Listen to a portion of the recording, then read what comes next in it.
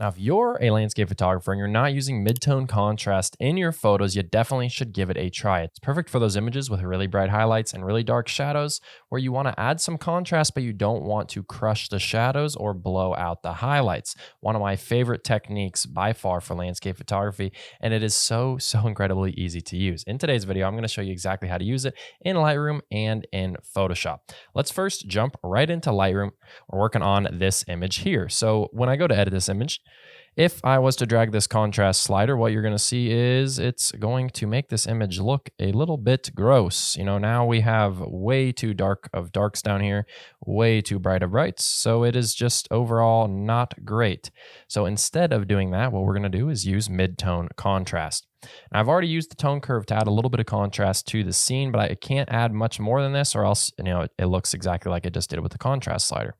So to add mid-tone contrast within Lightroom here, you're going to click on your masking tool and you're going to click range. Now, range allows you to select color or luminance range, which is a selection based on the pixel values in your photos. So when I select luminance range, you'll see it'll give me an eyedropper. So if I wanted to sample a particular, bright or dark spot, I could click and if I wanted to sample dark spot, click right there. Now it's going to select other things similar in that range, but I actually don't want to use that eyedropper. Instead, I am just going to adjust the sliders here. So you have two sliders, or I guess four sliders rather. You have these two inner sliders that look like this. These are going to control the absolute selection of the range. So anything in between here is going to be selected. Now, anything in between on the left side, the edge right here where my mouse is at, and the very far left slider is going to be partially selected. Think of it like a feather. And then anything between the right side of this selection and this arrow to feather that way. So this allows you to feather the effect, because if you don't use this, it's very, you can see if I make an adjustment with this, it's going to look very, very weird. So you need that feather. It's very important. So what I like to do here is really lower this range down into the middle and make it really small. Just, it doesn't need to be as small as possible, but really small, just like that. Then I like to open these up to, maybe 10, 15 or so. And then on this side, maybe 85 or so.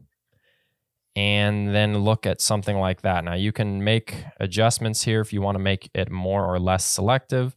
If you want to open this up and make it a little bit softer, you can as well.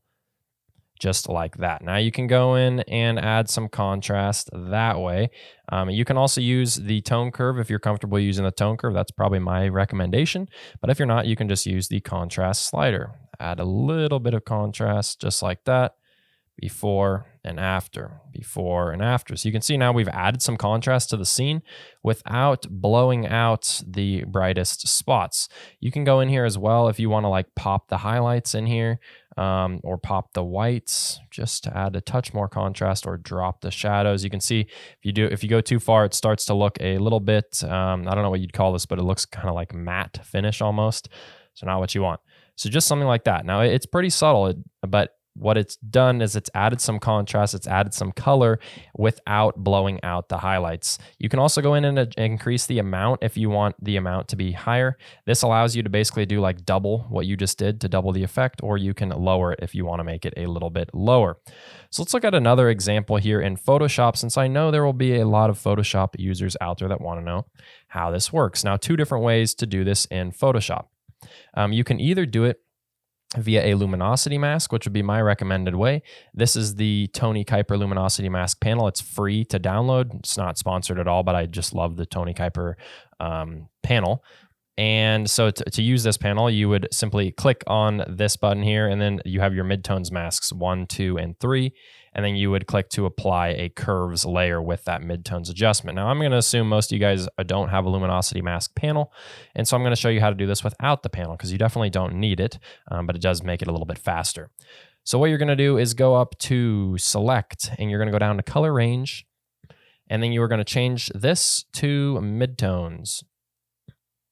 Now you can see we are looking at our image. So now I like to decrease these two sliders and just push them basically right together, just like that. And then I like to increase the fuzziness. This allows me to make a little bit of a more feathered selection. And then if you want to make adjustments here, you can.